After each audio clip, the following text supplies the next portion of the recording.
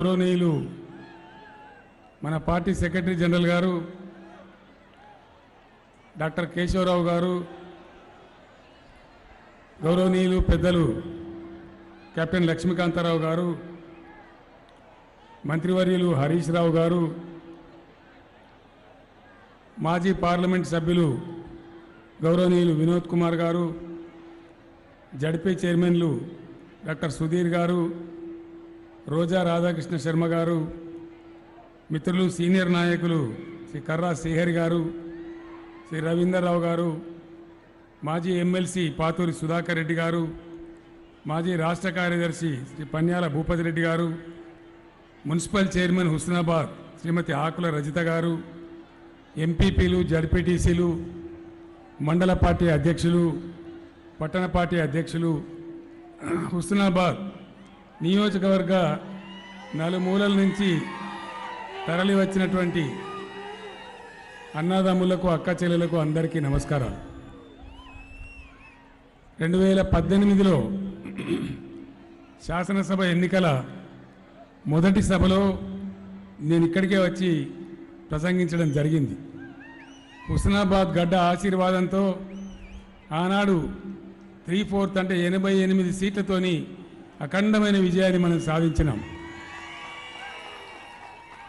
ఈసారి కూడా పెద్దలందరూ చెప్పినారు, మళ్ళీ మీరు హుస్నాబాద్ నుంచే జైత్రయాత్ర ప్రారంభించాలి అంటే ఈరోజు అభ్యర్థులకు హైదరాబాద్లో బీ ఫారం అందజేసి అక్కడి నుంచి మన మేనిఫెస్టో ప్రకటించి నేను ఇక్కడికి మీ దర్శనానికి రావడం జరిగింది. నేను మీ అందరిని ఒకటే మాట కోరుతా ఉన్నా. నేను చెప్పే 4 మాటలు, టైం ఎక్కువగా లేదు, మీరు మధ్యలో డిస్టర్బ్ చేయకపోతే మంచిది. చివరిలో స్లోగన్లు చివరిలో బాగా చెప్పుకుందాం. సభ ముగిసిన తర్వాత బాగా గట్టిగా స్లోగన్లు చెప్పుదాం. మధ్యలో దయచేసి మీరందరూ సహకరించాలి. ఇంకా నేను చెప్పేది విని రావాలి.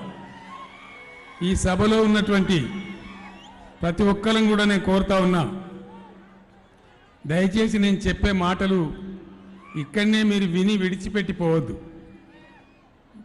పట్టణంలో మీ బస్తీకో లేదా మీ గ్రామానికో మీ తండాకో పోయిన తర్వాత కేసీఆర్ 4 మాటలు చెప్పిండు, ఇందులో నిజమేంది నిజమేంది అని ఆలోచించాలి.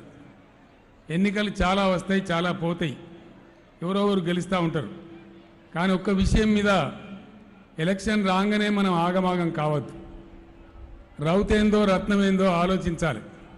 మనకు పనికొచ్చేదేదో గుర్తుపట్టాలి. ఎవరో చెప్పిందని అలవోకగా ఓటు వేయవద్దు. ఓటు అనేది మన తలరాతను మారుస్తుంది, మన తాలూకా రాతను మారుస్తుంది, మన జిల్లా రాతను మారుస్తుంది, మన రాష్ట్రం యొక్క భవిష్యత్తును మారుస్తుంది.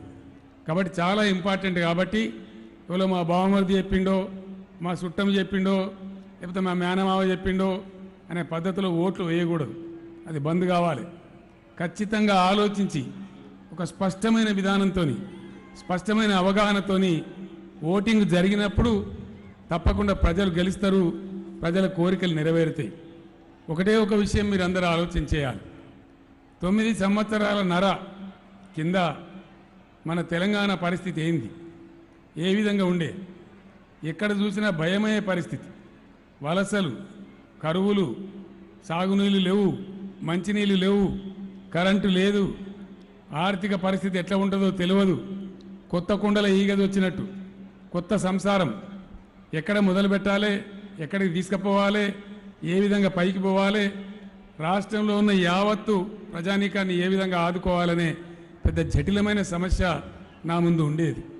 తెలంగాణ వచ్చిన తర్వాత బాధ్యత బీఆర్ఎస్ మీదనే ప్రజలు పెట్టినారు. కాబట్టి చాలా బాధ్యతగా చాలా పెద్ద ఆర్థిక నిపుణులను, మన రాష్ట్రానికి చెందిన వాళ్ళను, బయటి రాష్ట్రాల వాళ్ళను అందరినీ కూడా రప్పించి 2-3 నెలల పాటు చాలా మేధోమథనం చేసినాం.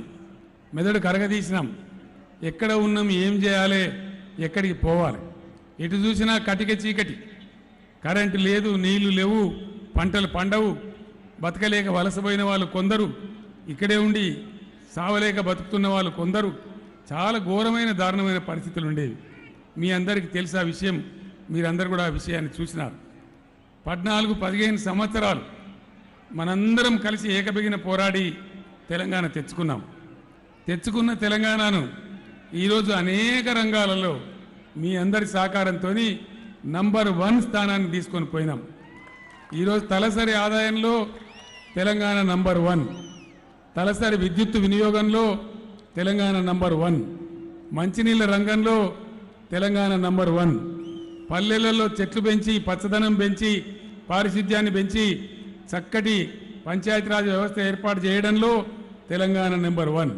ఇట్లా అనేక రంగాలలో పారిశ్రామిక విధానంలో మనకెవరు పోటీ లేరు, సాటి కూడా లేరు.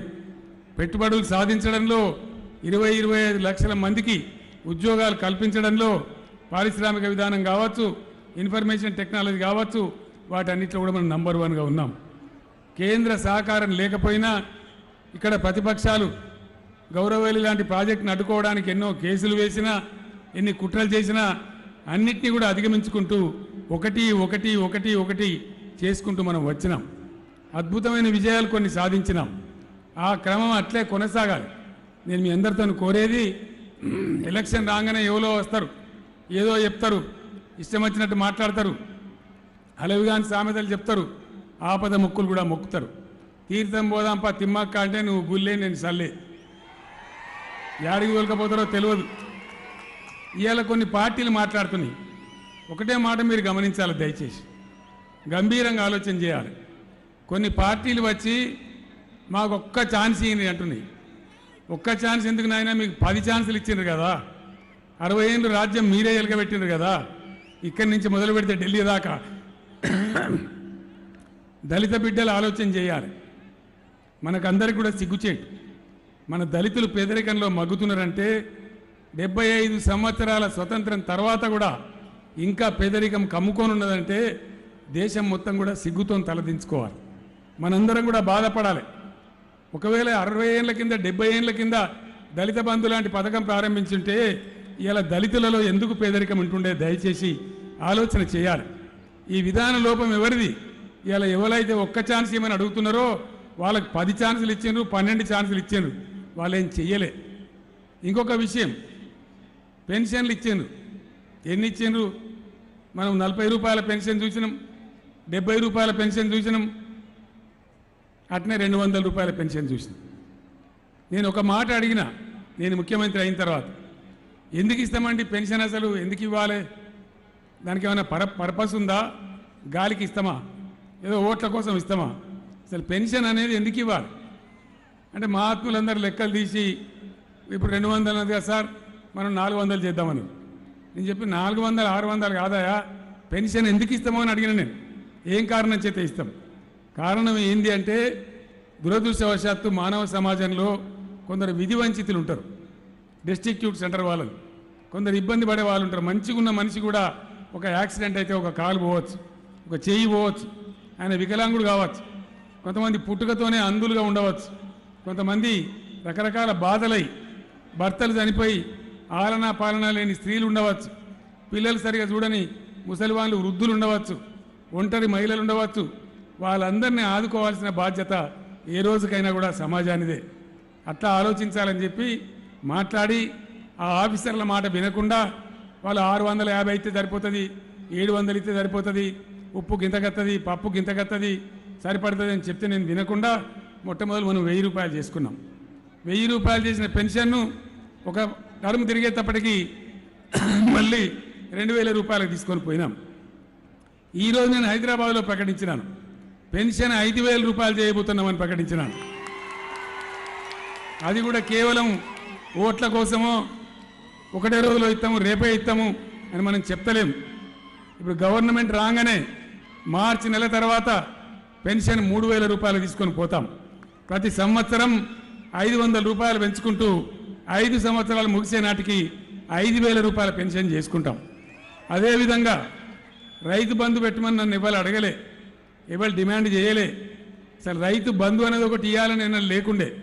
గతంలో రైతులు తహసీల్ రకం కట్టకపోతే వచ్చి దర్వాజలు ఉడవకపోయేది, రైతులు ఊళ్ళకెళ్ళి పరారైపోయేది తహసీల్ రకం కట్టలేక. దానికి రివర్స్ చేసి రైతును ఖచ్చితంగా నిలబెట్టాలి, ప్రభుత్వ సపోర్ట్ లేకుండా వ్యవసాయం నిల్వజాలదు అనే మాటను పూర్తిగా స్టడీ చేసి పెద్దలందరినీ అడిగి రైతు బంధు కార్యక్రమాన్ని తెచ్చినాం. మనం 10,000 రూపాయలు ఇస్తా ఉన్నాం. దాన్ని ఈరోజు నేను ప్రకటించినాను. ఇంకా కూడా ఎందుకంటే తెలంగాణ పరిస్థితులు మారిపోయినాయి. ఒకప్పుడు హుస్నాబాద్కి హెలికాప్టర్లో వస్తే కళ్ళల్లో నీళ్ళు వచ్చేది.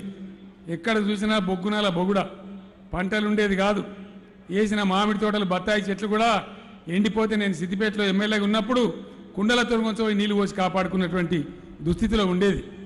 600, 700, 800 ఫీట్లు వేస్తే బోర్లు వడకపోయేది.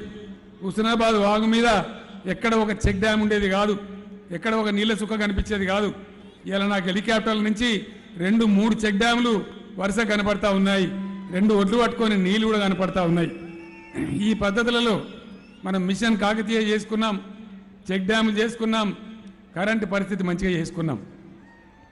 కరెంటు పరిస్థితి ఇలా ఓట్లు అడిగేటోళ్ళ జమానాలో ఎట్లా ఉండే, 50 ఏళ్ళు రాజ్యం చేసిన వాళ్ళ కాలంలో ఏ పరిస్థితులలో ఉండే, ట్రాన్స్ఫార్ కాలుడు, మోటార్ల కాలుడు, పంట వండే లోపల ఒకసారా 2 సార్లు మోటార్లు కాలుడు, వచ్చిన 4 రూపాయలు దానికే పోవుడు. ట్రాన్స్ఫారం కాలిందంటే ఏంది మునుపు, తీయనరా బాయికి 2,000 జమ చేయండి, బాయికి 3,000 జమ చేయండి. ఈ విధంగా ట్రాక్టర్ మీద పెట్టుకొని పోతే 4 రోజులకో 5 రోజులకో వస్తే వచ్చే వరకే సగం పొలాలు ఎండిపోయే పరిస్థితి. కానీ ఈరోజు ఎక్కడ ట్రాన్స్ఫార్మర్ కాల్తలేదు, ఎక్కడ మోటార్లు కాల్తలేవు. అసలు మోటార్ వైండింగ్ దుకాణాలు దివాలు తీసినాయి, బంద్ అయిపోయినాయి. చాలా చోట్ల ఉత్తమమైనటువంటి నాణ్యమైనటువంటి విద్యుత్ శక్తి బ్రహ్మాండంగా వచ్చింది. హెలికాప్టర్లో వస్తుంటే హుస్నాబాద్కు చాలా ఆనందం కలిగింది. నా పక్కకు చూస్తే కూడా వరుస బట్టి కన్ను ఎంత దూరం పోతుందో అంత దూరం పంట పొలాలు కనపడతా ఉన్నాయి. అది మిషన్ కాకతీయ చేసుకున్నాం, చెక్ డ్యాములు కట్టుకున్నాం, ప్రాజెక్టులు కట్టుకున్నాం, నీళ్లు తెచ్చుకున్నాం. హుస్నాబాద్కే అటు గోదా దైవాదుల నీళ్లు, ఇటు తోటపల్లి బ్యారేజీ నుంచి నీళ్లు, మళ్ళీ సొంతంగా ఇయ్యాల 1,10,000 ఎకరాలకు నీళ్ళు ఇచ్చే గౌరవెల్లి ప్రాజెక్టు కూడా కంప్లీట్ చేసుకున్నాం. ఒక 3-4 నెలలు కష్టపడితే ఎలక్షన్ తర్వాత మెయిన్ కెనాల్ ఒక 15 మీటర్లు తవ్వినారు, ఇంకో 30 కిలోమీటర్లు తవ్వాలి. 250 కోట్లు దానికి మంజూరై ఉన్నాయి. అందరం పట్టుబట్టి దాన్ని చేసుకుంటే ఒక 6 నెలల్లో బ్రహ్మాండంగా 1,00,000 ఎకరాలకు నీళ్ళు వస్తాయి. సోదరులారా, నేను మీ అందరికీ ఒక మాట మనవి చేస్తాం. ఎంత దీన స్థితిలో ఉండే అంటే ఎవరైతే ఒక్క ఛాన్స్ ఇవ్వమని అడుగుతున్నారో ఆ పెద్దలు చేసిన వెలుగబెట్టిన ఘనకార్యం. మహాసముద్రం గండి అని ఉండే మొట్టమొదలు నాకు కెప్టెన్ లక్ష్మీకాంతరావు గారు చెప్పినారు, మహాసముద్రం గండి అని ఉన్నది, అది ఒక్కటి చేస్తే భూగర్భ జలాలు పెరుగుతాయి, 10-12 రోజులకు లాభం అవుతుంది, దాన్ని ఎట్లనే చేసి చేయించాలి సార్ అని చెప్పింది. సరే కెప్టెన్ సాబ్ చేద్దాం. ఆయన బీసీ వెల్ఫేర్ మినిస్టర్గా ఉండే ఆ టైంలో కొంత కష్టపడ్డారు, కానీ పూర్తి కాలే. మళ్ళీ మన గవర్నమెంట్ వచ్చిన తర్వాత ఇక్కడ కవ్వా లక్ష్మారెడ్డి గారని నాకు ఒక మిత్రుడు ఉన్నాడు, ఆయన కూడా నాకు చెప్పి నేను లక్ష్మారెడ్డి గారు, సతీష్ గారు, కెప్టెన్ గారు అందరం కలిసి నేను స్వయంగా పోయినాను మహాసముద్రం గండి చూడడానికి. ఆ గండి కంప్లీట్ చేస్తే ఇలా బ్రహ్మాండంగా నీళ్లు ఉన్నాయి. 10-12 ఊళ్ళలో ఊటలు కూడా బ్రహ్మాండంగా పెరిగినాయి.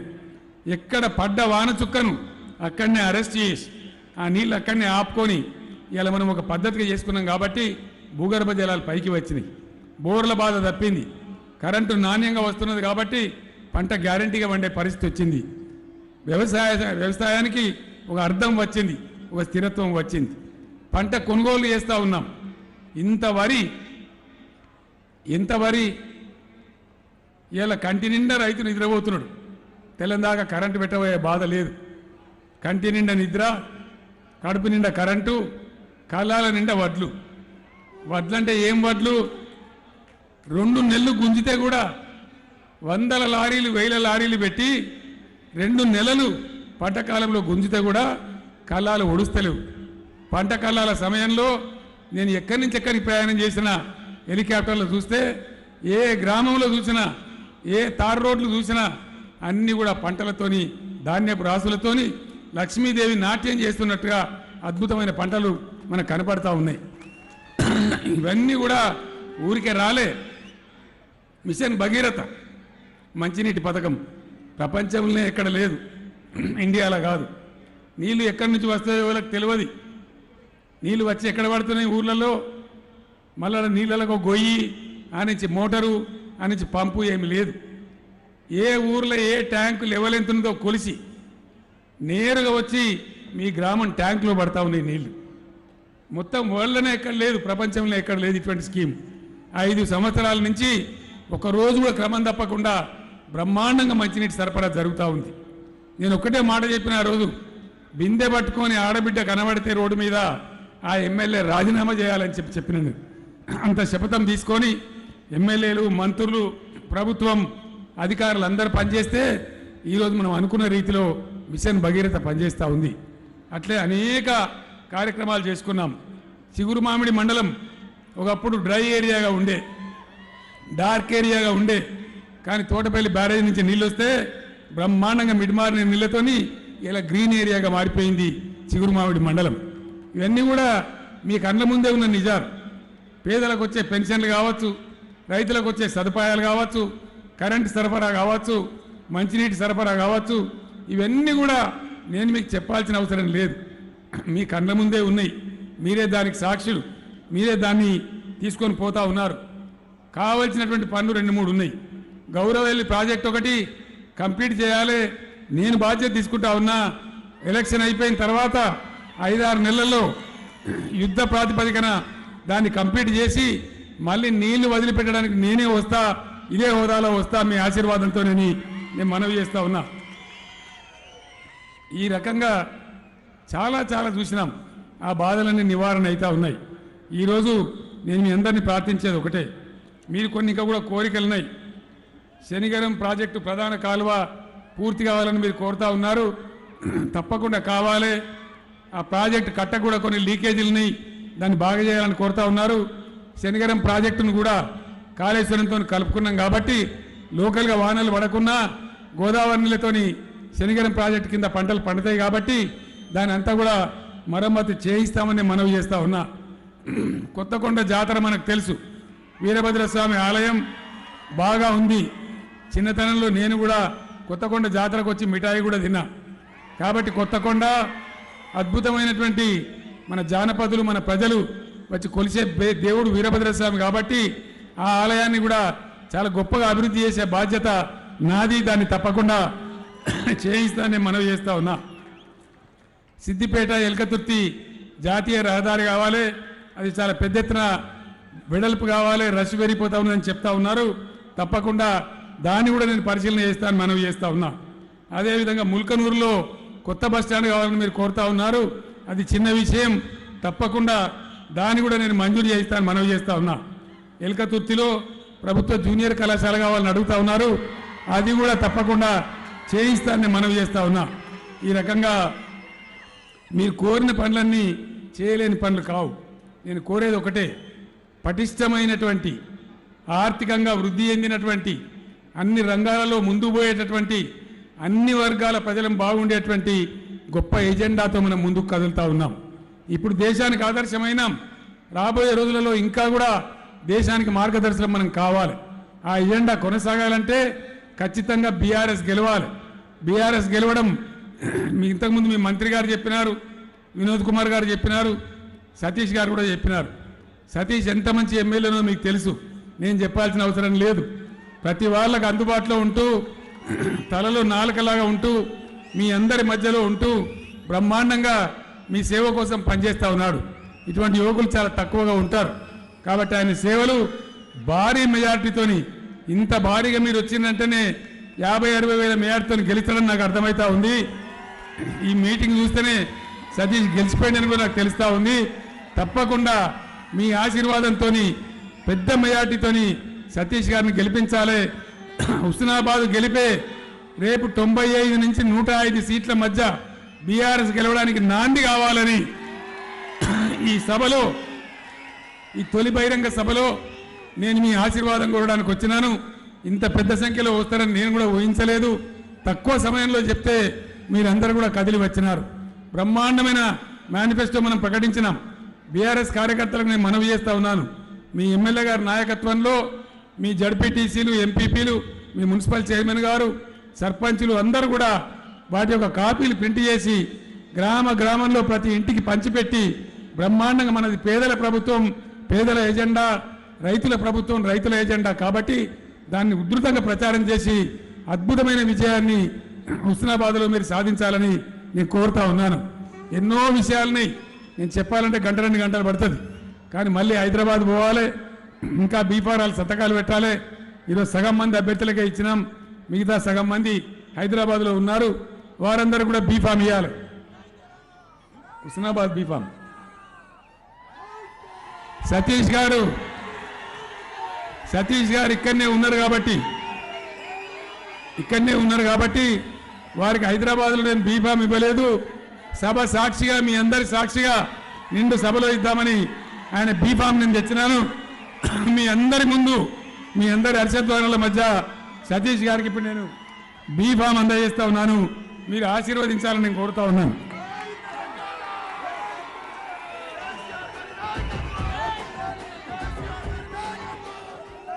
ఇంత ప్రేమ చూపెట్టి ఎండ బాగా ఉన్నా ఎండ కూడా ఓర్చుకొని నన్ను సతీష్ను ఆశీర్వదించడానికి హుస్నాబాద్ గ్రామాల నుంచి